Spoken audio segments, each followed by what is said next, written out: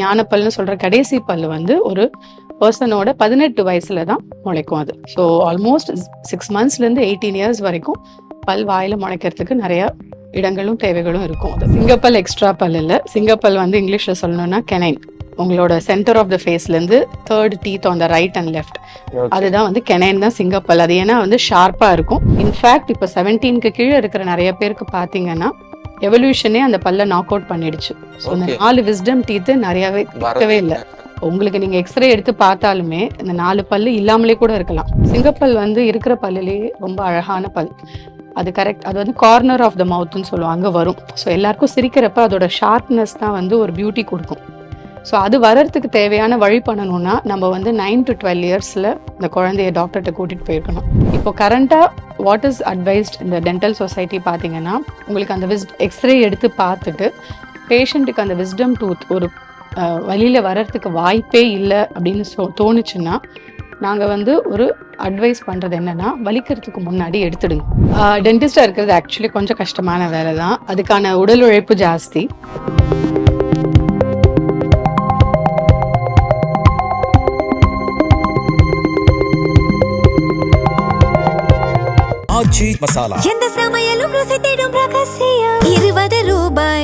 எல்லாருக்கும் வணக்கம். இன்னைக்கு நம்ம கூட இணைஞ்சிருக்க கெஸ்ட் யாருன்னு பாத்தீங்கன்னா டென்டிஸ்ட் டாக்டர் ரம்யா அவரும் நம்ம கூட இணைஞ்சிருக்காங்க. வணக்கம் மேம். வணக்கம். எப்படி இருக்கீங்க? நான் நல்லா இருக்கேன். நீங்க எப்படி இருக்கீங்க? ரொம்ப நல்லா இருக்கேன் மேம். எல்லாருக்கும் ஒரு பெரிய கேள்வி என்னன்னா, இந்த பல்ல மெயின்டைன் பண்றது ரொம்ப கஷ்டமான விஷயம்ன்றது நம்ம எல்லாருக்குமே தெரியும். ஒரு டென்டிஸ்டா இருக்கிறது எவ்வளவு கஷ்டமான விஷயமோ ரொம்ப ஈஸியான விஷயம், அதை சொல்லுங்க. டென்டிஸ்டா இருக்கிறது ஆக்சுவலி கொஞ்சம் கஷ்டமான வேலை தான். ஏன்னா வந்து அதுக்கான உடல் உழைப்பு ஜாஸ்தி. ப்ளஸ் நிறைய பேருக்கான அதுக்கான அவேர்னஸ் இல்லாததுனால ரொம்ப ஈஸியா எடுத்துக்கிறாங்க, பல்லு தானே பாத்துக்கலன்னா என்னன்னு. ஸோ பேஷண்ட்ஸ் எங்ககிட்ட வரப்போ ஒன்றும் இல்லை 10 ப்ராப்ளமோட வருவாங்க. ஸோ அதை வந்து அவங்களுக்கு எது ஃபர்ஸ்ட் பண்ணணும் செகண்ட் பண்ணணும்னு யோசிச்சு அது ஃபர்ஸ்ட் ப்ராப்ளம்னு பேஷண்ட்டுக்கு புரிய வச்சு அதுக்கப்புறம் பண்றப்போ வந்து it is actually a challenging profession தான். Physically and mentally challenging profession. ரொம்ப கஷ்டமான விஷயம். கஷ்டம்னு இல்லை, சேலஞ்சிங். ஓகே. பொதுவா பல்லுலன்ற போது எனக்கு தெரிஞ்ச இருக்கிற பிரச்சனை வந்து பல்ல கேப் விழுகிற பிரச்சனை, அந்த மாதிரி விஷயம். ஜென்ரலா என்ன மாதிரி பிரச்சனை ரெகுலரா எல்லாருக்கும் வர பிரச்சனை என்ன வரும்?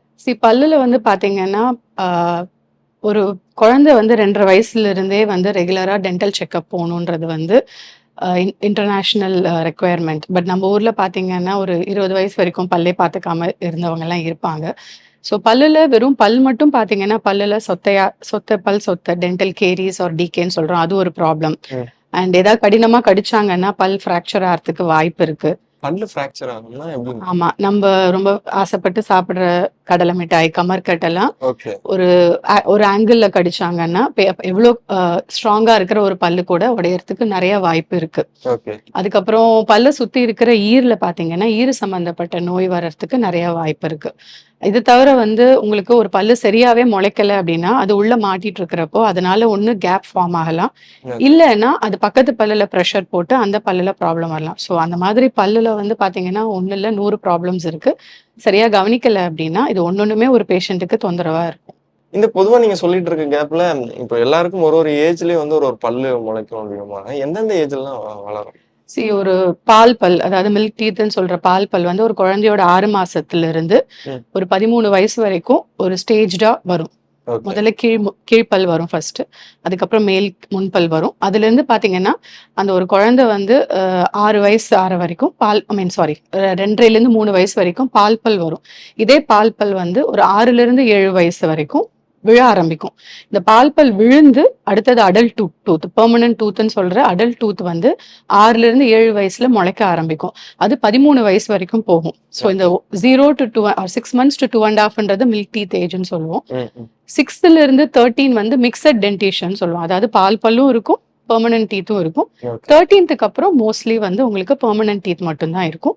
அண்ட் கடைசி பல் wisdom tooth or third molar ஞானப்பல்னு சொல்ற கடைசி பல் வந்து ஒரு பர்சனோட 18 வயசுல தான் முளைக்கும் அது. ஸோ ஆல்மோஸ்ட் 6 monthsலேருந்து 18 years வரைக்கும் பல் வாயில முளைக்கிறதுக்கு நிறைய இடங்களும் தேவைகளும் இருக்கும். அது சில பேருக்கு அந்த சிங்கப்பல்லு அப்படின்ற மாதிரி நாங்க நம்ம ஊர் ஸ்லாங்லாம் வச்சிருப்பாங்க, எக்ஸ்ட்ரா பல்லு வளருது.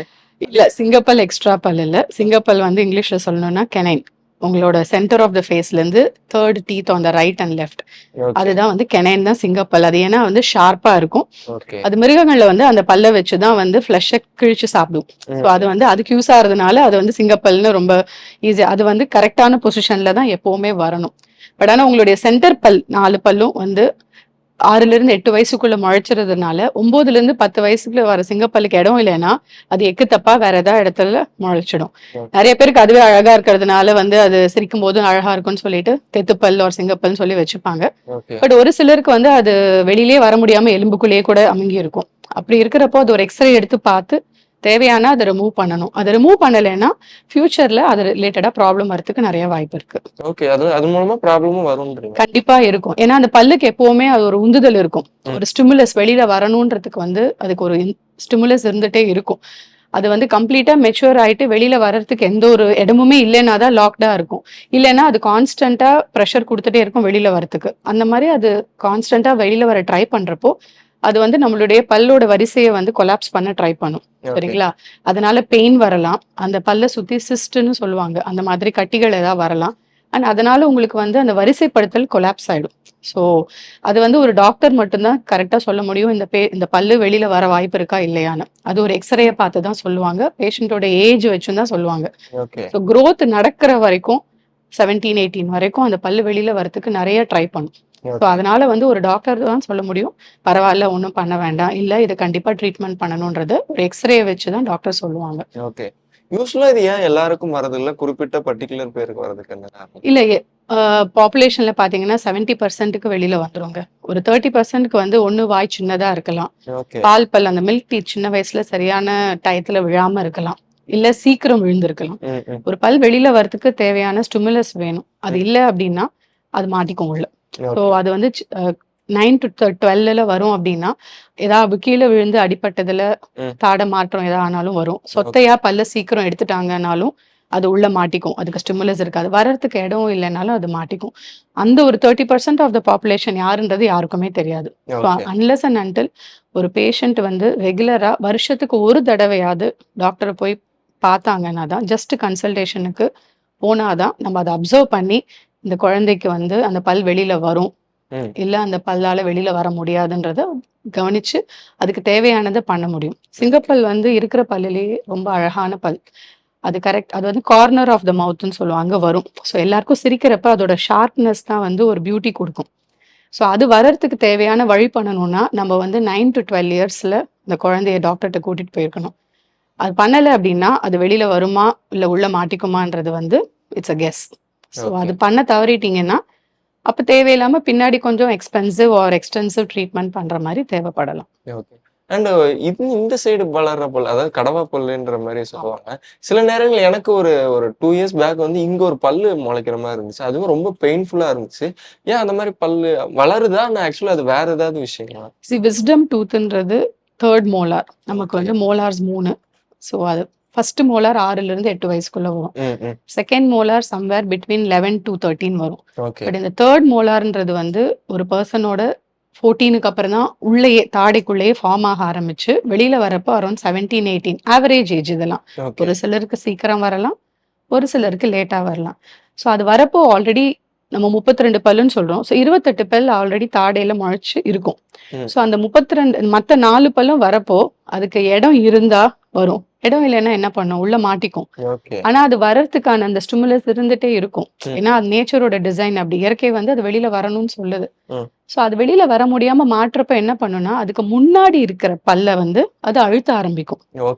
ஸோ அது அழுத்த ஆரம்பிக்கிறப்பதான் பேஷண்ட்ஸ்க்கு வலி வரும். ஸோ மேல் யூஸ்வலா இயற்கையா பாத்தீங்கன்னா மேல் தாடை கொஞ்சம் அகலமா இருக்கும். ஸோ மேல இருக்கிற right and left wisdom tooth வந்து கொஞ்சம் ஈஸியா வந்துடும்.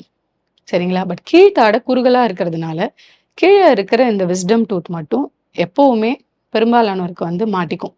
ஸோ அதனால என்ன ஆகும்னா முன்பல் ப்ரெஷர் வரும். அது ஈர கிழிச்சிட்டு வெளியில வரப்போ அந்த ஈரில் பேஷண்ட்டுக்கு வலி இருக்கும். சரிங்களா? சில நேரம் அந்த வலி வந்து உங்களுக்கு இன்ஃபெக்ஷன் ஆகி பஸ் ஆகும். அப்புறம் மேல் தாடையும் கீழ்த்தாடையும் சேர்றப்போ அந்த ஈர பேஷண்ட் கடிச்சு கடிச்சு புண்ணாயிடுவான். இல்லைன்னா இந்த ப்ரெஷரால அதுக்கு ஒரு பல்லு முன்னாடி இருக்கிற பல் வந்து வலிக்க ஆரம்பிக்கும், இல்ல சொத்தைய ஆரம்பிக்கும். பேஷண்டால அந்த இடத்த கிளீனே பண்ண முடியாது. எந்த ஒரு ப்ரஷும் அவ்வளோ பின்னாடி போகாது. அவ்வளோ பின்னாடி ப்ரஷ் போட்டா எல்லாருக்கும் வாந்தி வரும். ஸோ அதுக்கு ஒரு பல்லு வரைக்கும் ப்ரஷ் பண்ண முடியாது. அப்போ அங்கே சாப்பாடு சேர்றப்போ விஸ்டம் டூத் சொத்தையாகும். இப்போ சொத்தையாகிறப்போ அது இன்னும் இன்ஃபெக்ட் ஆகும். அது வந்து இன்னும் காம்ப்ளிகேட் பண்ணும் ப்ராப்ளம். ஸோ இப்போ கரண்ட்டாக வாட் இஸ் அட்வைஸ்ட் இந்த டென்டல் சொசைட்டி பார்த்தீங்கன்னா, உங்களுக்கு அந்த எக்ஸ்ரே எடுத்து பார்த்துட்டு பேஷண்ட்டுக்கு அந்த விஸ்டம் டூத் ஒரு வழியில வர்றதுக்கு வாய்ப்பே இல்லை அப்படின்னு தோணுச்சுன்னா, நாங்கள் வந்து ஒரு அட்வைஸ் பண்ணுறது என்னன்னா, வலிக்கிறதுக்கு முன்னாடி எடுத்துடுங்க. ஓகே. ஏன்னா அந்த பல்லு வரைக்கும் நம்ம யாருமே சாப்பாடு சாப்பிட மாட்டோம். இந்த பல்லு ப்ரஷ்ஷும் பண்ண முடியாத சுச்சுவேஷன்ல இருக்கும். ஸோ ஒரு வலி வந்து அந்த வலியை அவஸ்தைப்பட்டு அதுக்கான மாத்திரையை போட்டுட்டதுக்கு அப்புறமா நீங்கள் ட்ரீட்மெண்ட் எடுக்கிறதுக்கு எக்ஸ்ரேல பார்த்தா அது இயற்கையாக வெளியில் வரத்துக்கு இடம் இருக்கா இல்லையான்னு எந்த ஒரு டென்டிஸ்ட்டும் சொல்லிடுவாங்க. அப்படி இருக்கிறப்ப பிளான்டு ப்ரொசீஜர்னு சொல்லுவோம். அதாவது நீங்கள் பிளான் பண்ணி அந்த பல்லை எடுத்துடலாம். அதுவும் எஸ்பெஷலி அந்த ஸ்கூல் கோயிங் சில்ட்ரன் அப்ராட் போய் படிக்கணும்னு நினைக்கிறாங்க, வெளிநாட்டுக்கோ இல்லை வெளியூருக்கோ போய் படிக்கணும்னு நினைக்கிறாங்க, இல்லை வெளிநாட்டுக்கோ வெளியூருக்கோ வேலைக்கு போகணும்னு நினைக்கிறாங்கன்னா, அங்கெல்லாம் வந்து எக்ஸ்பென்சிவ் டென்டல் ட்ரீட்மெண்ட் ரொம்ப காஸ்ட்லி. ஸோ அப்போ நாங்கள் வந்து பிளான்டாகவே போகிறதுக்கு முன்னாடி இங்கே அந்த பல்லை எடுத்துடுவோம். ஸோ தட் அவங்களுக்கு அங்கே போய் ஃபியூச்சரில் எந்த ப்ராப்ளமும் வராமல் இருக்கலாம். அண்ட் நீங்கள் அதை பிளான் பண்ணி பண்ணுறப்போ அதுக்கு தேவையான டைமை நீங்கள் தான் டிசைட் பண்ணுவீங்க. ஆனால் வலி வந்துருச்சுன்னா உடனே நீங்கள் அவசரமாக ஓடுற மாதிரி இருக்கும். பிளான் பண்ணி பண்ணுறப்போ அதுக்கான ரெஸ்ட்டுக்கான டைம் பிளான் பண்ணலாம்.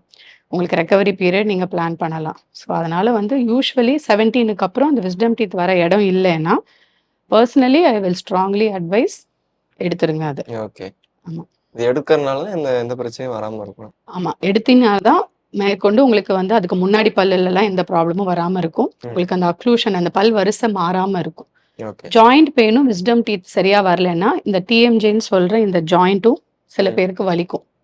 ஸோ அந்த ஜாயிண்ட் பெயினும் வந்து உங்களுக்கு வராமல் இருக்கும். ஸோ விஸ்டம் டூத் வெளியில் கரண்டாக இப்போ எனிபடி ஹூஸ் லெஸ் தென் 30 வயசுக்கு கீழே இருக்கிற எல்லாருக்கும் பார்த்தீங்கன்னா விஸ்டம் டீத் வந்து இம்பேக்டடாக தான் இருக்குது, உள்ளே மாட்டிட்டு தான் இருக்குது. எவல்யூஷனில் வந்து நம்ம தாடை அமைப்பு மாறிடுச்சு. ஒரு 500,000 வருஷத்தில் வந்து உங்களுடைய தாத்தா பாட்டிக்கு பார்த்தீங்கன்னா 32 பல் இருந்திருக்கும். உங்கள் அப்பா அம்மாவுக்கு பார்த்தீங்கன்னா 29, 30 தான் இருந்திருக்கும். இப்போ வரவங்க எல்லாருக்கும் அந்த விஸ்டம் டீத் எல்லாமே உள்ள மாட்டிட்டு தான் இருக்கு. வெளியில வர இல்லை, பிகாஸ் ஃபேஸோட சைஸ் சின்னதாயிடுச்சு, தாடையோட சைஸ் சின்னதாயிடுச்சு. ஸோ அந்த பல்லுக்கு இடமே இல்லை. இன்ஃபேக்ட் இப்போ 17க்கு கீழே இருக்கிற நிறைய பேருக்கு பார்த்தீங்கன்னா எவல்யூஷனே அந்த பல்லை நாக் அவுட் பண்ணிடுச்சு. ஸோ அந்த 4 விஸ்டம் டீத்து நிறையவே இருக்கவே இல்லை. உங்களுக்கு நீங்க எக்ஸ்ரே எடுத்து பார்த்தாலுமே இந்த 4 பல்லு இல்லாமலே கூட இருக்கலாம்.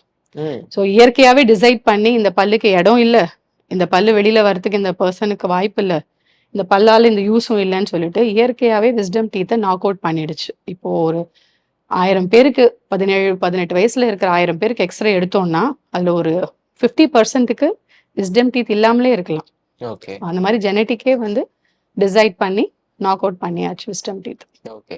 பொதுவா அந்த பல்லுக்கு மேல இருக்கிற பல்லு அந்த 2 பல்லுக்கு நடுவுல கேப் இருக்கிற ஒரு விஷயம், அது ஜென்ரலா எல்லாருக்குமே கேப் விழுமா, இல்ல சின்ன வயசுல ஏதாவது வச்சு குத்தி அந்த மாதிரி விஷயங்கள்னால கேப்? அந்த கேப் வந்து யூஸ்வலி டைட்டா தான் இருக்கும். கேப் இருக்காது, 2 பல்லும் பக்கத்துல தான் இருக்கும். அந்த கேப் இருக்கிறது மோஸ்ட்லி எப்படி இருக்கும்னா அந்த கீழ்பல் அந்த பால் பல் கொஞ்சம் முன்னாடி விழுந்திருந்தாலோ இந்த பல் எக்கு தப்பான டைம்ல வந்தாலோ கேப் இருக்க வாய்ப்பு இருக்கு. பிளஸ் இந்த மேல் அன்னத்துல ஒரு ஃபைபர் இருக்கு. அந்த ஃபைபர் ஒரு சிலருக்கு ரொம்ப ஸ்ட்ராங்கா இருக்கும். அது கரெக்டா இந்த 2 பல்லுக்கு நடுவுல தான் அந்த ஃபைபர் போன்ல அட்டாச் ஆகும். பட் அந்த ஃபைபர் வந்து கொஞ்சம் எக்ஸ்ட்ராவா அட்டாச் ஆயிருந்ததுன்னா அங்க வந்து பல் க்ளோஸ் ஆகாது, அப்பயும் கேப் இருக்கும். ஸோ அப்ப வந்து உங்களுக்கு அந்த ஃபைபரையும் ட்ரீட் பண்ணிட்டு அந்த பல்லுக்கு வந்து நீங்க ortho treatment, braces or aligners மாதிரி ட்ரீட்மெண்ட் எடுத்துக்கிட்டா அந்த கேப்பை ரொம்ப ஈஸியா க்ளோஸ் பண்ணிடலாம். நிறைய பேர் இப்போ ப்ரஷ் பண்றதே ரொம்ப ஸ்கிப் பண்ற மென்டாலிட்டிக்கு வந்துட்டாங்க. காலையில எழுந்திரிச்சு எங்கேயாவது வெளியே ப்ரஷ்ஷை மறந்து வச்சிட்டோம்னா டைரக்டா பிரேக்ஃபாஸ்ட் சாப்பிட போயிடுறாங்க. இதன் மூலம் என்ன ஹார்ம்ஃபுல்லான விஷயம்? ஒரு அன்ஹெல்தி கல்ச்சர். இது வந்து ரொம்ப தப்பான ஒரு விஷயம். ஆக்சுவலி ஃபர்ஸ்ட் திங் காலையில் எழுந்திரிச்சிங்கன்னா ப்ரஷ் பண்ணணும். அது ஏன்னா நீங்கள் நைட்டெல்லாம் தூங்கியிருப்பீங்க. ஸோ ஒரு எத்தனை மணிக்கு நீங்கள் தூங்கினாலும் ஒரு 6லேருந்து 8 மணி நேரம் வந்து உங்கள் வாய் ஒரு ஆக்ஷனே இல்லாமல் இருந்திருக்கும். சலைவா எச்சல் வந்து உங்கள் பல்ல கோட் பண்ணியிருக்கும். நிறைய கிருமிகள் வந்து அந்த நேரம் தான் பல் மேலே பறந்துருக்கும். ஸோ வெறும்னா வாய் கொப்பளிக்கிறது வந்து